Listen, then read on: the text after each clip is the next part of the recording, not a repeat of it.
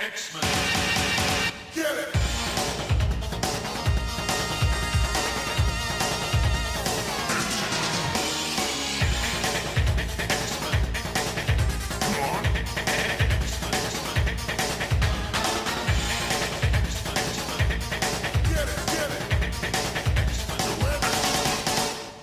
Hey everyone, and welcome to another exciting episode of Battle of the Atom. This is the Week X-Men podcast where we rank every story from A to Z. I'm Adam. And I'm Zach and Adam. Oh man, this is going to be a fun one. Hello. Hi. Yeah, Leah's here, guys. Leah Williams. She writes X-Tremists from the Age of X-Men, and also the What If Magic special, and the Emma Frost X-Men Black one-shot, and just some stuff. She writes Barbarella Deja Thoris, and her new creator-owned book, Render, is coming out soon. It's Leah. Hey, Leah, what's up? Hi. Sorry, I got too excited. I was just ready to start talking. You really did. That's okay. Welcome back. Thanks for being here again. Thanks for having me. I'm obviously very thrilled about being able to catch up with you guys and talk all things X-Men again. It's exciting. I mean, I know we were talking off air, but I just got finished listening to our first interview from 64 weeks ago as you were getting ready to release X-Men Gold Annual #1, which kind of feels like a lifetime ago. So anything new? You've been doing anything in the past year and change? Yeah. There's been a lot. So that X-Men Gold Annual was my first full-length issue, first full-length script that I wrote for Marvel, and I was co-writing it with Mark Guggenheim. It was the Excalibur reunion, and then the past year I also had my first full-length issues come out as a solo writer, and that was kind of my real, what I consider to be my Marvel debut, because it's the first time I had a full-length issue and wasn't working with a co-writer, and both of those issues came out on Halloween.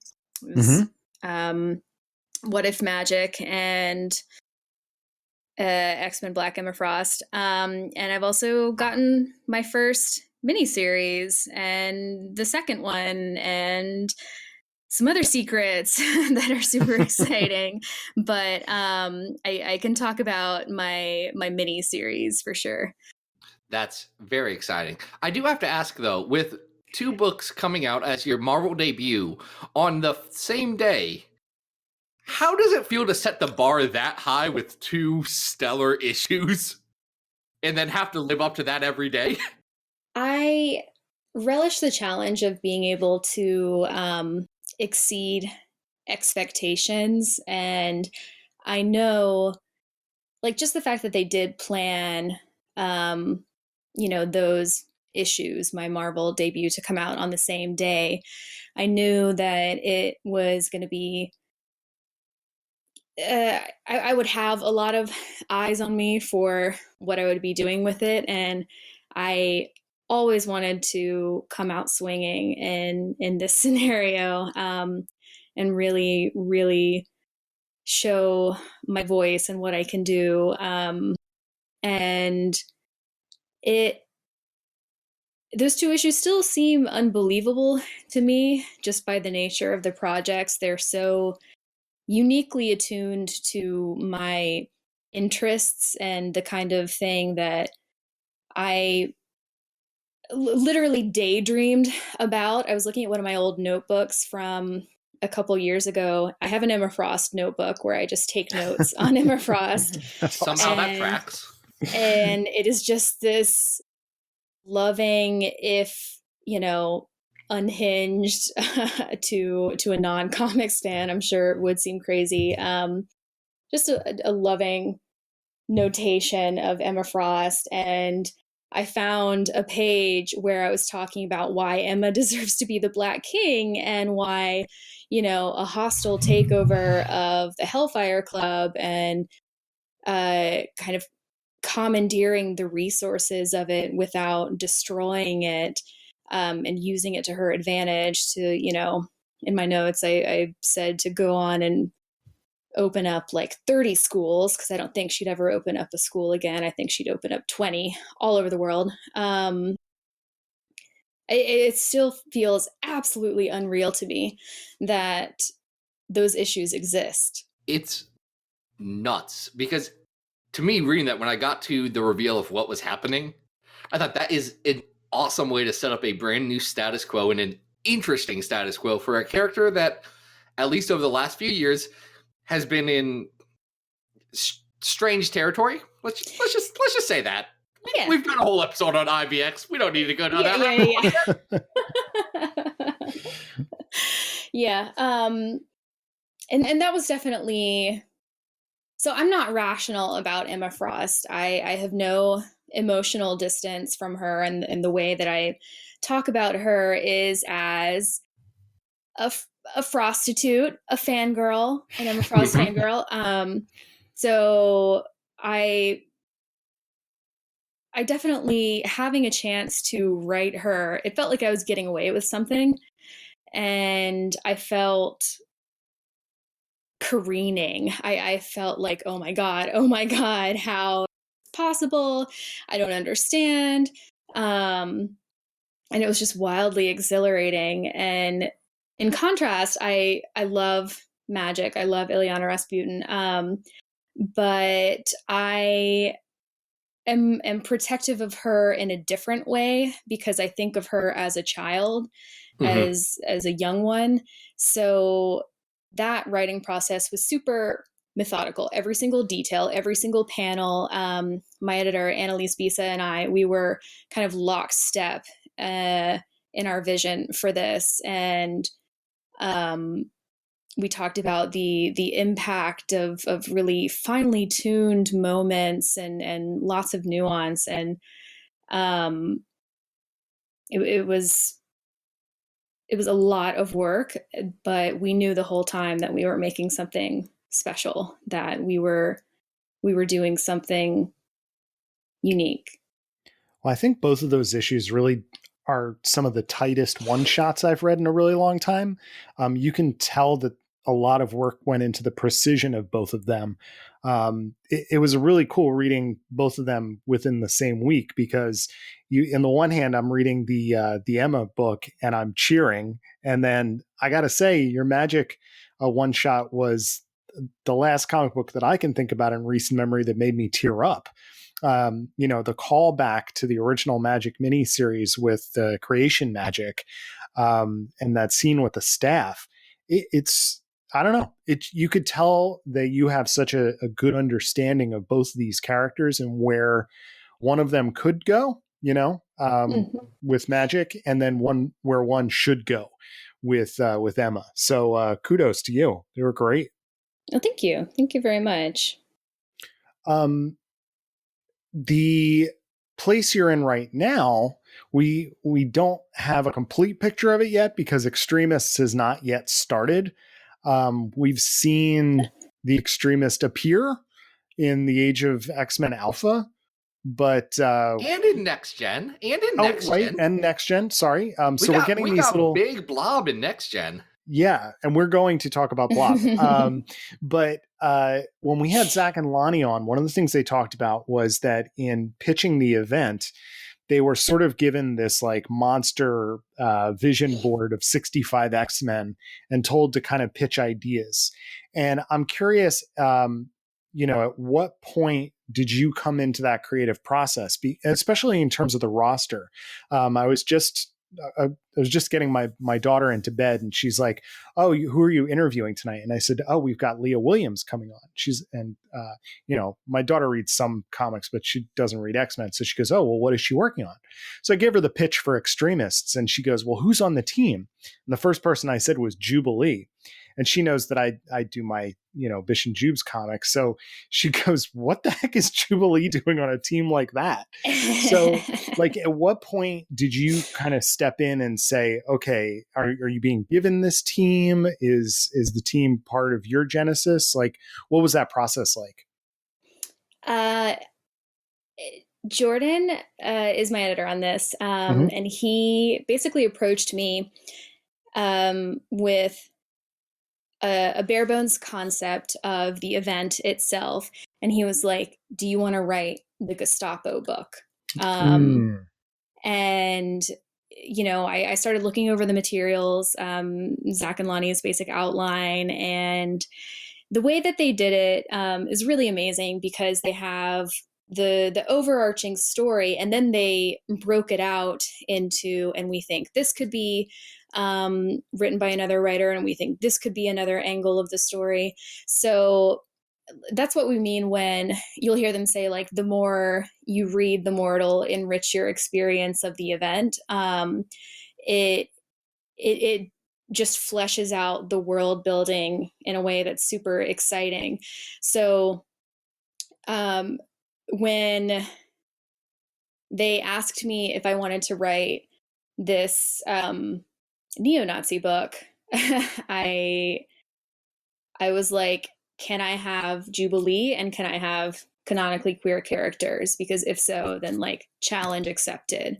It is a really difficult book to write, and this I have gotten myself into trouble a bit because of the same thing that worked in my favor with the one shots of fine-tuning it to 20 pages. I'm doing that for 5 issues now without taking into consideration how people feel when the different covers and solicits come out before they've been able to read it. So it's I tried being as delicate as possible in the beginning, and just told people, like, I know this is going to sound scary, like the forbidden romance thing and having queer characters, but I would never, do anything to undermine queer identity. The fact that I requested these characters specifically is because, the first lens that I wore when I was looking at how to tell this story was from my perspective as a queer woman. And I'm like looking at this forbidden romance world and just thinking, well, Jesus Christ, what about, the folks that already know what forbidden romance feels like? And that was always my approach to this. Can I ask, you said that the very first character that jumped to your mind was Jubilee.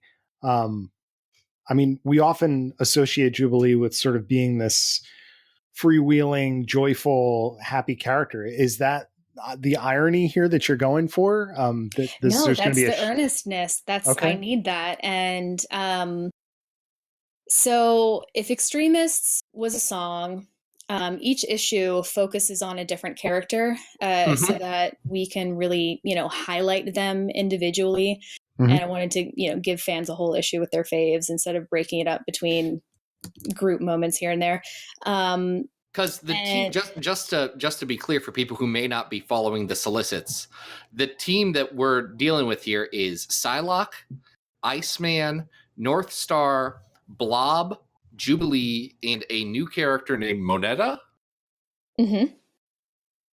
Okay, that's all. Sorry, just wanted to make sure people who aren't as obsessively into what's happening in X-Men, and especially what's happening in the Age of X-Men that I'm still a little surprised that we're in, know what's going on when you're talking about the fascist X-Men team that we have now. Like, this is a bit of a different thing. Just roll with it, guys. Lee's got this.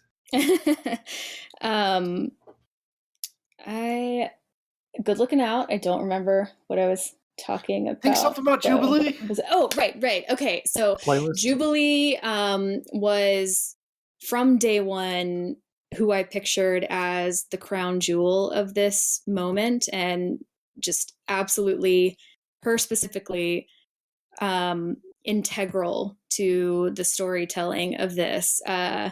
And so each issue focuses on a different team member of Department X, and I've said that if X-Tremist were a song, Jean-Paul would be the sweeping crescendo, the the rise, and Jubilee would be the bombastic grand finale. I cannot wait for people to get the full picture of X-Tremists, because it's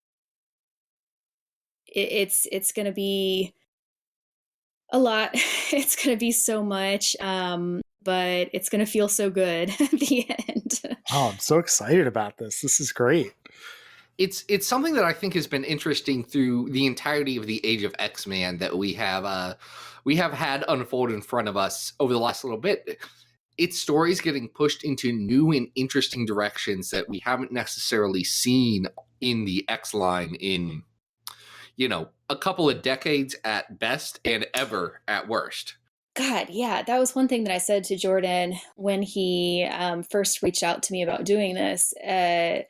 I was just kind of aghast. Like, this is the kind of really metatextual and nuanced X-Men storytelling that I've been desperate for so long, just as a reader. Mm-hmm. And the fact that I actually get to participate in it doesn't feel real, but it again still feels like I'm getting away with something.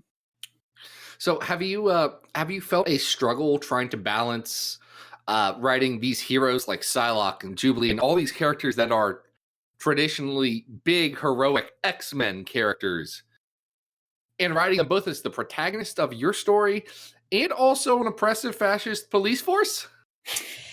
No, because because fuck Nate Gray. That's why. First of all, like none of what they're doing was their choice. They did not consent to this. They didn't put themselves in these positions. None of them chose this, and that's why the story I'm most excited to tell for X-Tremists is not something that revels in erasure and, prosecuting affection, but the righteous anger they're going to feel when they wake up and look around at what they've been forced to be complicit in. Because to me, that's what makes the hairs raise on my arms. Like, that's what gives me chills. Just imagine what these people in particular are going to feel and what they're going to do once they realize what they've been doing. Wow. Well, let me ask this then. How much does it piss you off that certain segments of the internet have distilled this book down to horny cops? Zach, Honestly, cough. I actually love it because that's way better than this is the neo-Nazi book, Yeah. That's way better than what the alternative could be. And horny cops, and Nate Gray being an incel, I love it. Let's go with that. It's a great spin. I've likened it to everyone just hyper lightening the story because the actual text is so dark and so deep and so different that we're not actually sure how to respond to it. Yeah, I can totally see that, and that's fair. I'm not saying it's not good. I've enjoyed the hell out of it over the last few weeks, and that's not just because you're writing a book that I have not read yet. The whole thing has been oddly specifically written for me, and I'm into it.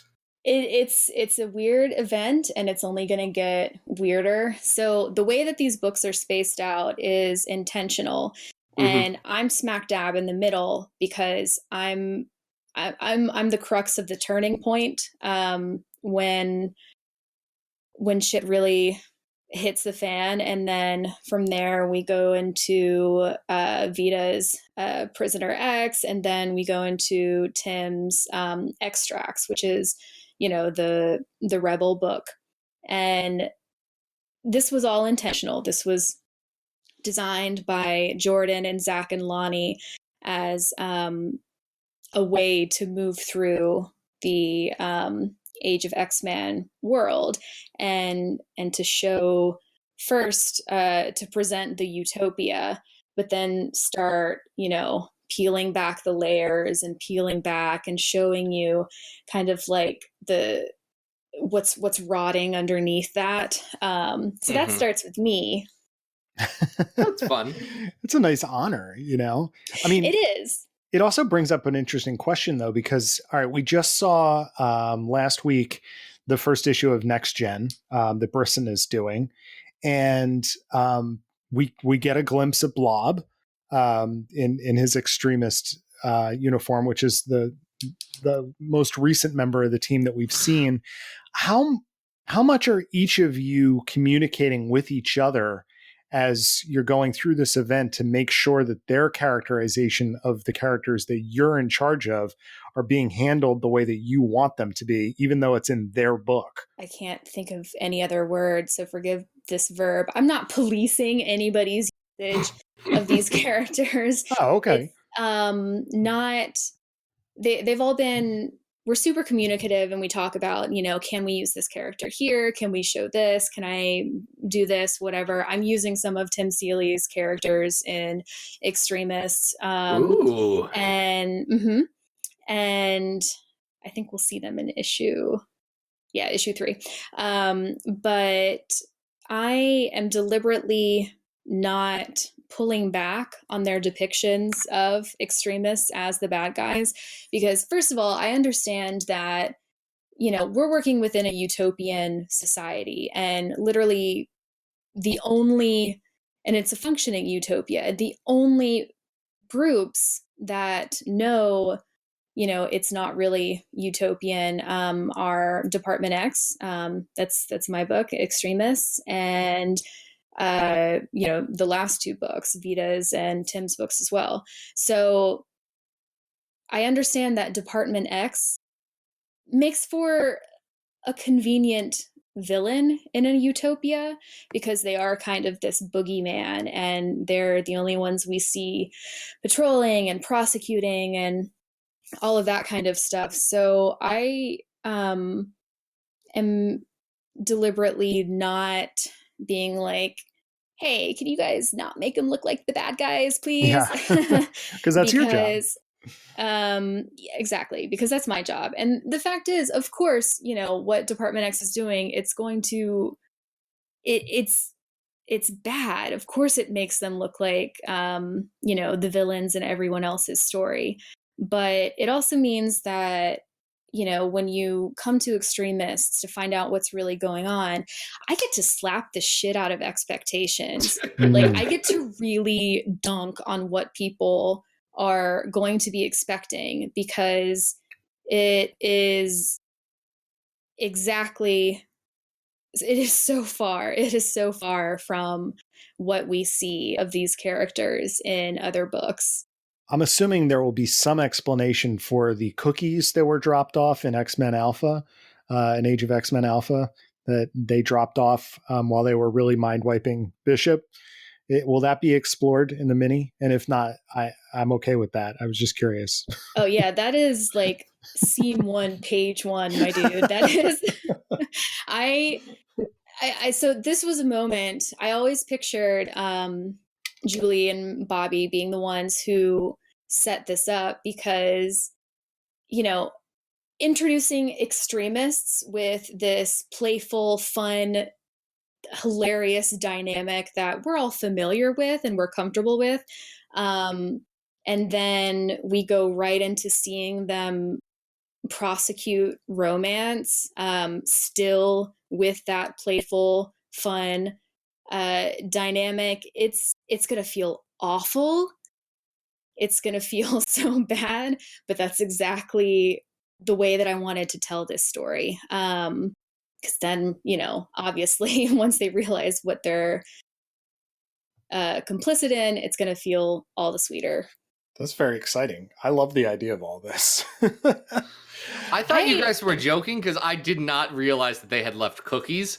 I thought this was a goof, and you answered it incredibly sincerely, and now I feel like I need to reread that issue. Oh no, don't even worry about it. I'm surprised that they included that, because this scene that they're taking that from, the giving it to the X-Men thing was just kind of like, okay, well, I need to justify like these 6 pages of them baking cookies. I I can't spend this much time on like a gag only to, you know, have it be for no reason. But yeah, so it's just like, yeah, sure, they give it to the X-Men, whatever. It's a utopia. Everybody gives cookies. Fine. I cannot tell you how happy this makes me, because when when I read that scene and I'm processing the issue after the next day, I was tweeting at Zach and Lonnie and I was like, tell me the cookies mean something. Like, I became a cookie conspiracy theorist. And so I love the idea that like I've unlocked something here, you know? There's something behind those cookies. Oh yeah, there's lore. There is This is cookie great. lore. This my is God. this is bonkers. This is absolutely buck wild. Now, Leah, as we record this, it is Tuesday night, and tomorrow the solicit for number 4 comes out with the cover, which has already happened by everyone who's listening to this, but we've not seen it yet. What's that cover look like, Leah? What's going on in number 4? Let me pull this up for you. Oh boy. Guys, Ooh. this is going to be a live reaction. Live reveal. Oh, snap. Hold on, I need to. Okay, so basically, is that Jean Paul? Yeah. Oh, Jean Paul, oh. the North Star issue is issue 4, and He looks like he's thinking and ripping out his brain. Ooh, yeah, kisses. ooh. basically he has had his queer identity erased by Nate Gray and his memories taken, as everyone has. Nate has removed all of their knowledge of sex and reproduction and romantic relationships and romantic history. And even if Nate wasn't doing it intentionally, he erased everybody's queer identity. Right. And issue 4 is when basically Jean Paul's subconscious is like, oh, you were going to try and put me back in the closet? I think the fuck not. And it's a super fun issue. I love this cover because his head that he's ripping open is littered with all of these old ripped up panels of his past appearances in comics, including his wedding issue. There's some, I think there's a little John Byrne Alpha Flight in here. This is a really cool concept for a cover. Yeah, this was all. So I'm working with Raza on the covers. He is a dear friend of mine. I absolutely adore him, and he's great. My son sleeps with a blanket of his art on accident. Oh my God, that's amazing! I didn't even know that you could get. I don't know how legal. I don't know how legal it was. Some people may have sent me the cover of Age of X-Man Alpha with Nick Gray looking over the world as a joke blanket. Oh, I see. My son, my 3-year-old, did immediately claim that as his. Oh my God. Oh. Yeah. So Raza's great. Yeah, he's one of my best friends. I consider us to be kind of like we came into Marvel at the same time. We became Marvel freshmen at the same time and sat at the same lunch table. And now we're more like sophomore class Marvel. But he is just working with him on X-Tremists and how mindful he is of the impact of covers, and he's fine-tuning them to make them incredibly powerful. And like the issue number 3 cover, which I took so much heat for, both good and bad, which was just a silhouette of Blob holding hands with Psylocke. And which was beautiful. It's gorgeous. Unexpected, but I'm into it. That was another thing. So like the cookies and Jubilee and the Blob Psylocke romance. That's another thing that I pictured right from the get-go. Well, can we talk about Blob for a second? Because please. This is such, I think Blob is usually just used as, something to hit. So how important was it for you to have like this unique take on a character that usually does not get a lot of depth or nuance?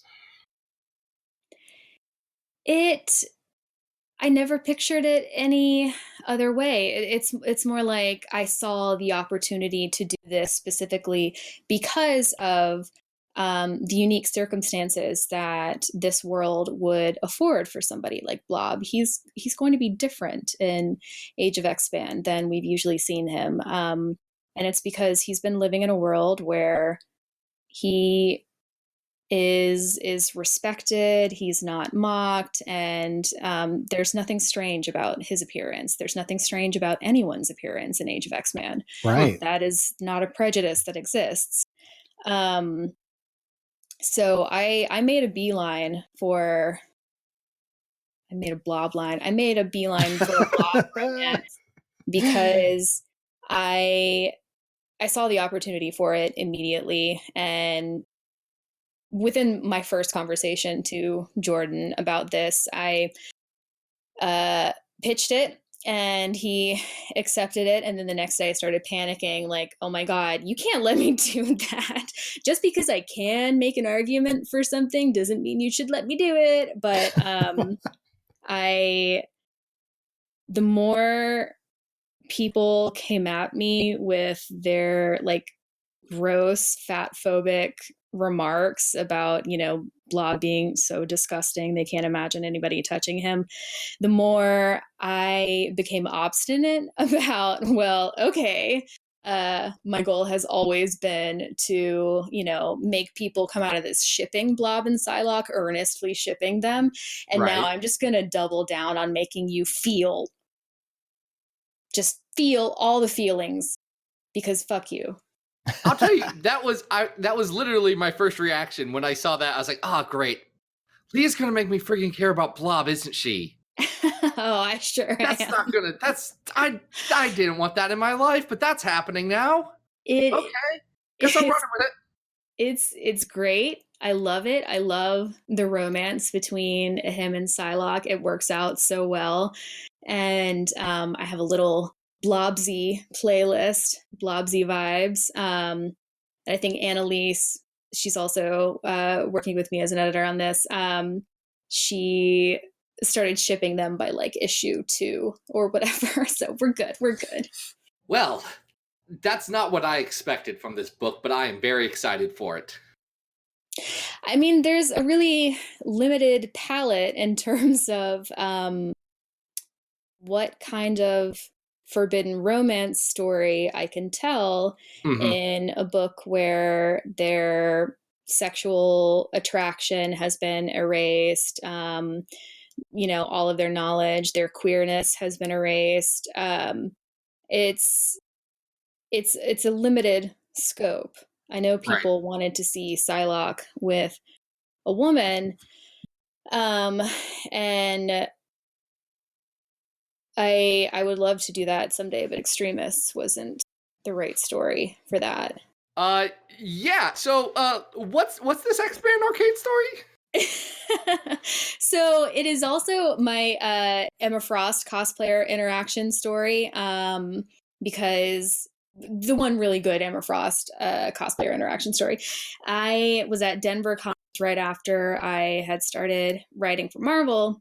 So, you know, bright-eyed and bushy-tailed and walking up to creators at their booths like, hi, I'm Leah, I just started writing for Marvel, I love you, that kind of thing. And and I got to meet all of these great people, and I ended up hanging out with some Sailor Moon cosplayers because I just gravitated towards them. And they brought me to this arcade bar, and at the X-Men arcade game was this blisteringly hot Emma Frost cosplayer, and she was just monopolizing the console, and she had like so many quarters, and she was wearing the original like OG Emma outfit with the corset and the cape and all of that, and I had just written Emma Frost for the first time in my super hot short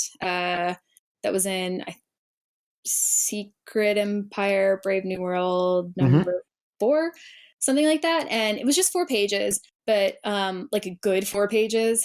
And I was so excited to walk up to this goddess in Emma Frost cosplay at the X-Men arcade console, and I thought I was just gonna, be such hot shit and be like, I just wrote Emma for Marvel.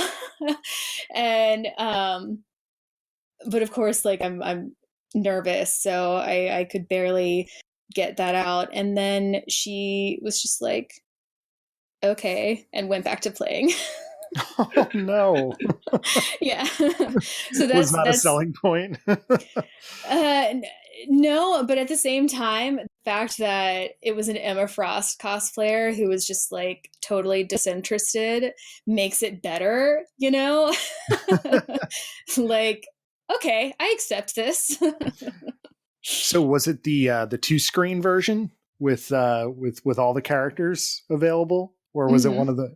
Yeah, that's the only way to play it, man. Aha, you fell into our trap. Now that sound means that it is the time in the show where we play the game Celebrity Mutant Powers. As we all know, in the Age of X-Men, everyone is a mutant. Therefore, we know that celebrities that we know and love today must also be mutants. So Leah, I'm going to name a few celebrities, and I need you to tell me off the top of your head what their mutant power in the Age of X-Men would be. Are you ready? Okay. Why Age of X-Men specifically and not like 616? Because we're in the Age of X-Men right now, and it's the theme. That's pretty much it. Everyone has powers in the Age of X-Men. It's a whole thing. Okay. That's literally the entire reason. It's because we've turned into an Age of X-Men podcast somehow. That's fair. All right. First celebrity. We've got 5 of these, so get ready. Okay. Dolly Parton. She would have. I would get way too meta on this. She's gonna have a power in nature. Maybe something like storms, but not quite to that scale. Maybe she can make the grass grow. Maybe she can make the sun shine a little brighter. I love Dolly Parton. Dolly's great. She sends my son's books every month. It's dope. Oh, She's a good soul. She is. I want to be her when I grow up. The next celebrity, Walter Jones, the original Black Power Ranger. Yeah, that's before my era. You can of Hold on, Leah. I'm supposed to be the young one on this podcast. How is Power Rangers before your era? I was born in 92. Oh my gosh. And I grew up like in a museum. When I say I'm a bubble child, I mean it's because I spent most of my time as a child in a literal museum in Mississippi with no air conditioning, cable, internet, none of that. That came later. That's amazing. We really do need a bio comic on you, Leah. Like, I want to hear this origin story in graphic detail, Like, it sounds like it's a Nick Hornby book or something. It does seem absurd it doesn't feel absurd. It feels normal to me. I had like a great childhood, but watching people react to that has led me to understanding that it is kind of strange. But anyway. I can understand the shepherd thing. I had a graduating class of 9 my senior year, so I feel some of those beats. I get where you're coming from. Also, he would have ice powers because the Black Rangers Mastodon Zord shoot out ice. That's the appropriate answer. I feel like you asked that to just answer it yourself. I didn't, but I had to come up with something real quick. I don't know any of the words that you just said or he was my favorite Power Ranger because his name was also Zach, and that's when I realized representation was important because I wanted Zach. That's not a joke. That's how it finally clicked for me. I love it. It's like, oh, little me loved Zachs.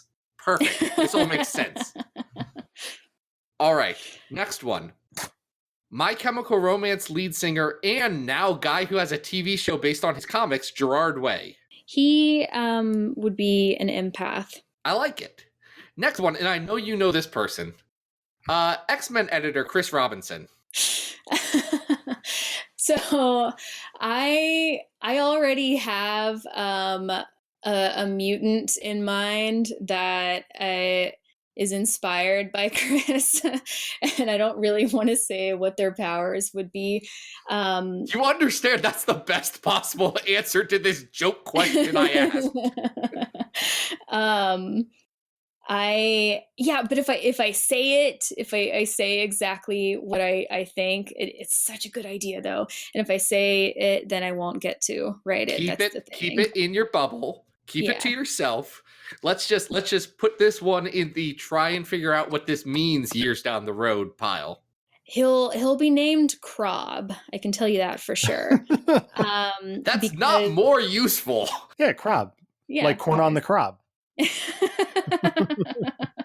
All right, and then the last celebrity who would have a mutant power in the Age of X-Man, Marie Kondo. I think she would have something kind of like the way giant men can get bigger by borrowing mass from alternate universe selves. I think she would have sort of the inverse of that, where she can vanish material, anything with mass, to an alternate dimension. So she'd have anti-Pym particles, is what you're saying? Basically, yeah. Okay. Ooh, I like that. That'd be fun. Yeah. I think that's going to be the name of her next book, Marie Kondo's The Art of Anti-Pym Particles. It's going to be very good. Well, we've asked you a lot of questions, Leah, but turns out we aren't the only ones who have questions and thoughts from you. We put out the call today on twitter.com for people to ask a few questions of you. So let's just jump into those. All right. Let's start with a question from @GeneticGhost, our friend Charlie on Twitter. If Richter was a meme, what meme would he be? He would be one of those,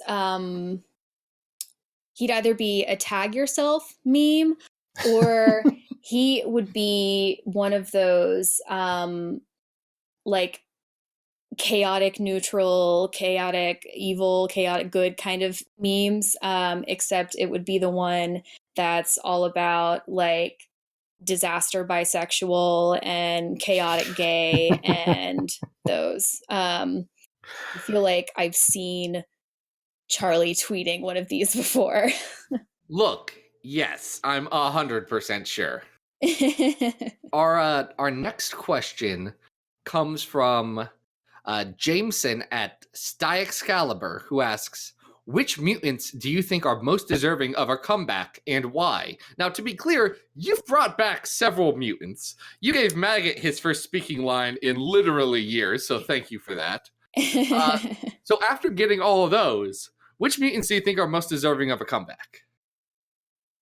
Well, I still think it's Maggot. I still think That's that the right answer. There is a lot of really rich storytelling with his character in particular. And I also think that Marrow really, really needs more airtime. And I'm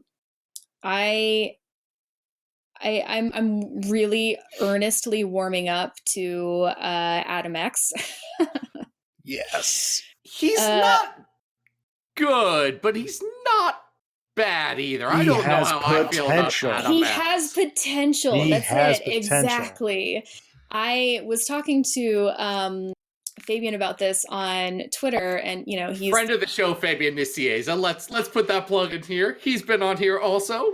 And he is an absolute joy, and I love him so much. And I was talking to him about this character, which he created, because if I were tasked with bringing Adam X back, I think he should be like a Guy Fieri type of figure with bleach tips and like the flame decals and the sunglasses on the back of his head for whatever reason.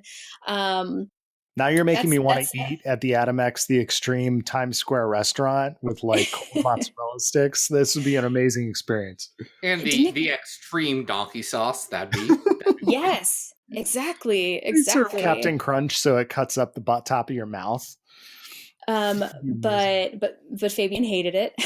That tracks. Fabian takes Adam X seriously, and I appreciate that about him. He does, and all I'm saying is that Adam X has a lot of potential, and the zeitgeist that he served in the 90s could be refreshed a little to be a little more brovalent. That's broy and not relevant. a real word. I'm okay with it. I'm okay with it. It could be updated. There's He's like a bro step enthusiast going to Coachella shows with electronic music. That'd be really good. Yeah, I like that idea. Adam X is the only character I've actually written fan fiction about. So wow, what a detail! Yeah, I last year I wrote a 4-page comic about Adam X called "The Age of Adam X: The Extreme." You got to send that to Leah. It's very simple. No, legally she can't look at that. Wink, wink. Anyway, it's on the internet. She can look at it. If she happens upon it, she happens upon it. She can't stop that.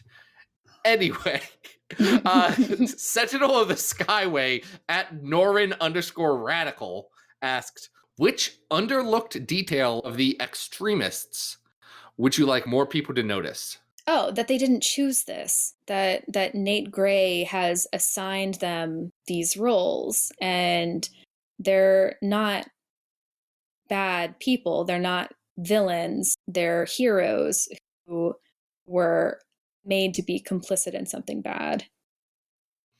Okay. That'll be good. And hopefully after this interview, people will feel more that way and understand that. I hope so. I hope so. That's good.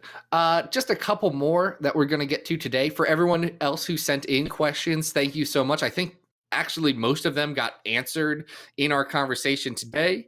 And the other ones, sorry, we just only have so much time. But at trivia_lad, Tim Maytom on Twitter asked, what can you reveal about Moneta? And how does it feel to be adding characters into the Marvel Universe rather than just working with existing ones? I was hoping that we would get to this question. That's one that I'd love to answer. Moneta is a creation of Zach and Lonnie's. She was kind of part and parcel with this book in particular because of the important role she plays overall in Age of X-Man. So she was the only fixed point as far as this book, and the rest of my team was all, my choice in a conversation with Jordan. And the way that we're writing Moneta, the way that we see Moneta, that is by my and Zach and Lonnie's design. As far as the specifics of what happens with Moneta and the role that she plays, we wanted to think in terms of impact and what would be the most mindful of this world and the kind of care that we need to take with who we put on a neo-Nazi team. So Moneta is a true believer in what they're doing. She's younger. She is she's like 19 or something, and she's completely radicalized. That's going to be very interesting to read. I know we've had brief experiences with her in Age of X-Men Alpha, and she was scary, and I was not comfortable with her, and I'm excited to see that develop moving forward. Yeah, it's kind of reaches a boiling point in Extremists, and it's not at all a good one. But she's the only real neo-Nazi. Ooh. All right. Well, this is intriguing. I don't think that's been revealed yet, but I feel okay telling you guys that. All right. It's okay. We'll survive with that. Now, our last question comes to us. Not talking about X-Tremists, but talking about War of the Realms Giant Man, which is the book that you are writing where 4 large men go undercover as frost giants. Am I reading that correctly? Yes. Is that not the most bonkers, best pitch idea you have ever heard in your life? Well, I want to ask this first. Did you get pitched that, or did you pitch that? I can't take credit for it. That is all Chris Robinson. That is his idea. And he had 2 pitches for War of the Realms that were both just crazy bananas good in terms of like they both have the same energy of this like all the giant dudes dress up as frost giants. But I can't reveal what the other one was, obviously. And Chris Robinson is so good at coming up with these ideas, stuff that you look at it and you're just like, oh my God, that's brilliant. Why hasn't anybody done this before? Like, surely Marvel has done this before. But the fact is, no, they haven't. And Chris is specifically looking at that. So this is going to be the first comic that's ever been titled Giant Man. And the first Is that issue... why it's not titled Giant Men, which grammatically I think makes more sense? Yeah. Okay, that's fair. I mean, I'm not really sure why they went with like the character Giant Man as the title instead of Giant Men, because Raz Malhotra, he's Giant Man right now, Right. Scott Lang is Ant-Man. Exactly. You've got Atlas as not an ant or giant man, and the 4th member of your team, who's very tall, is Tom Foster, Goliath. That's is he the new Goliath? He is. So he's the nephew of Bill Foster. He was in like 4 pages. I thought no one was ever going to come back to that. Well, I am, and guess what? You're going to have a lot of feelings about him because I want everybody to love these characters the way that I love them. And that is my goal, like 10 out of 10 every single time, is to make people, love somebody that they didn't love before. It sounds like a tall task, but I think you're going to be up to the challenge. Oh my God. I am so ready. Writing X-Tremists and writing Giant Man are 2 extremes because X-Tremists is, it's a difficult story to tell by nature because there's so much sensitive material and it's emotional and nuanced and tender and turbulent. And then Giant Man is fucking Florida Man jokes, action. It is Mission Impossible with giant men. I'm okay with this. That was a great pitch. Mission Impossible with giant men. That was literally the pitch. Literally. And the first issue is titled A Few Giant Men. Oh my God. This is so much fun. Oh, Leah, if we you're making my day. If we were a Thor or a general Marvel podcast, we'd be talking a heck of a lot more about War of the Realms, the event that has Leah Williams and the McElroy brothers both writing miniseries. It's wild. But our last question to you is about Giant Men. It comes from the account Spam Ultron, which I do believe is a Ultron robot that has gotten programmed with spam, internet spam programming. Uh-oh. And it asks, Giant Men gonna be horny?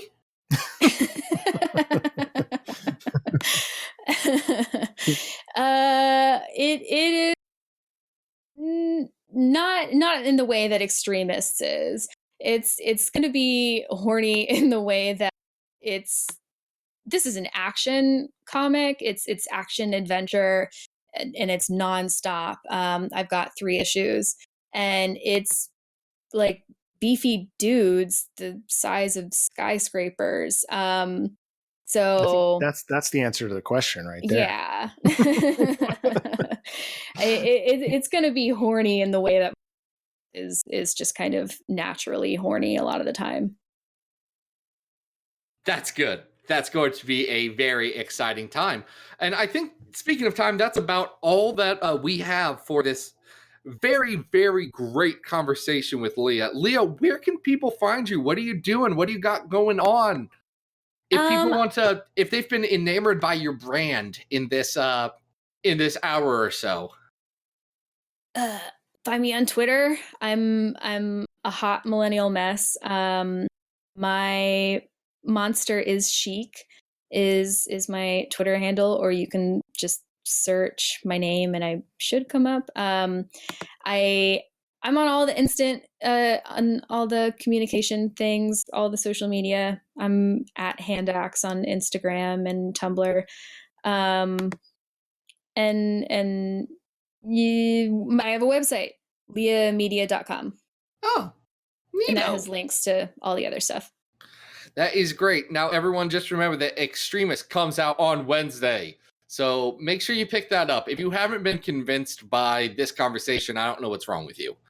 But speaking of where you can find humans and us, you can find me on Twitter at XavierFiles or at my website, XavierFiles.com. That's where I have all the latest in X-Men news, media, joke posts that I make because I'm bored.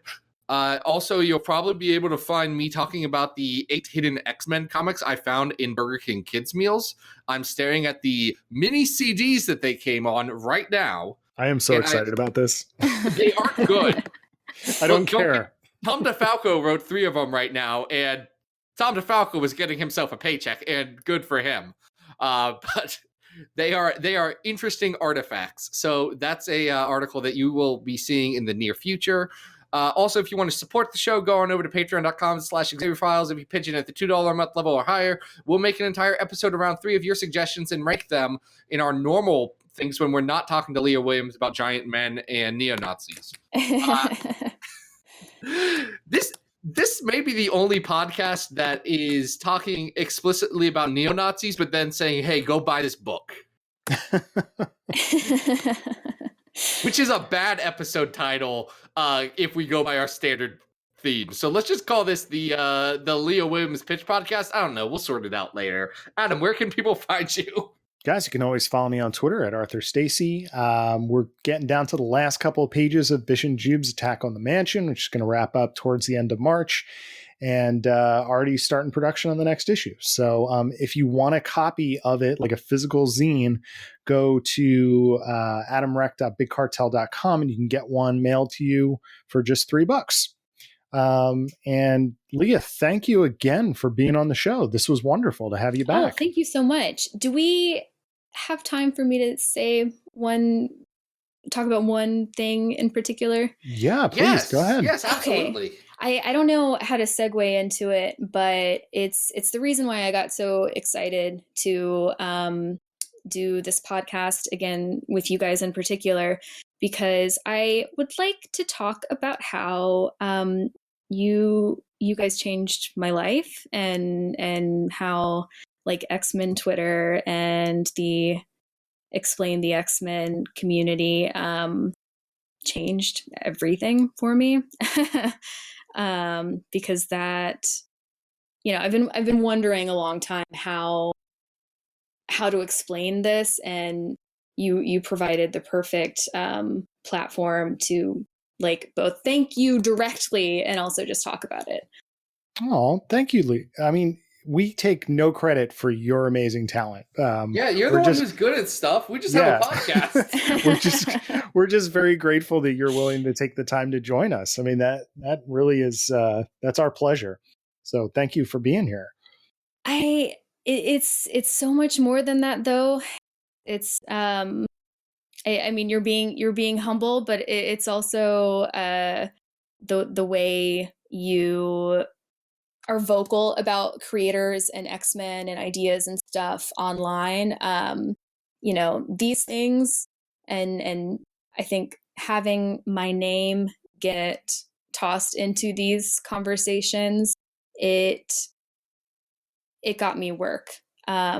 I would not have gotten the opportunity to write X-Men Black Emma Frost if not for X-Men Twitter, I think, and the way people reacted to my Emma tweets. And it's changed everything for me. We're really happy that that's happening, I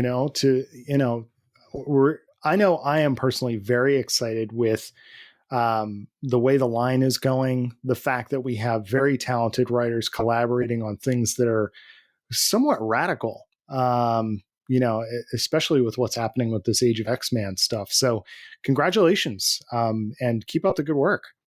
Thank you. Thank you so much. And thank you guys for all that you do in the fandom. And it's the community that you've, created and you contribute to as well is just amazing to be a part of. And I'm so appreciative.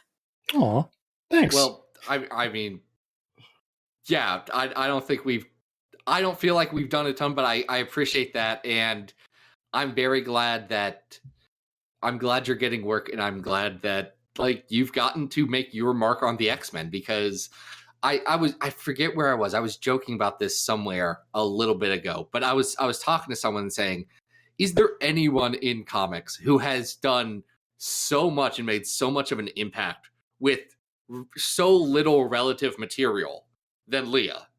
Because it's nuts. You hadn't had a mini series yet. You had 2 full issues that you scripted, and people are like, "Oh yeah, Leah, she's the next big thing." It's nuts in a very good way. It is nuts, and I'm telling you, those conversations that are getting me more work. The fact that it's what you're talking about, like I guess goodwill, maybe, the way I'm regarded as something new, that directly impacts the gigs that I get. I'm 90% sure. All I know is that it has changed my life, and I am stunned by it all the time. Well, that could not make us happier. So absolutely, we hope it keeps going. Well, thank you. Well, it seems kind of dumb to say next week we're going to make jokes about Adam X, because that was a very heartfelt thing to say. But that's what we're doing next week. Leah, thank you so much for being on the show. It was our absolute pleasure to get to talk to you again, and hopefully we can do this again in the future. Oh, thank you.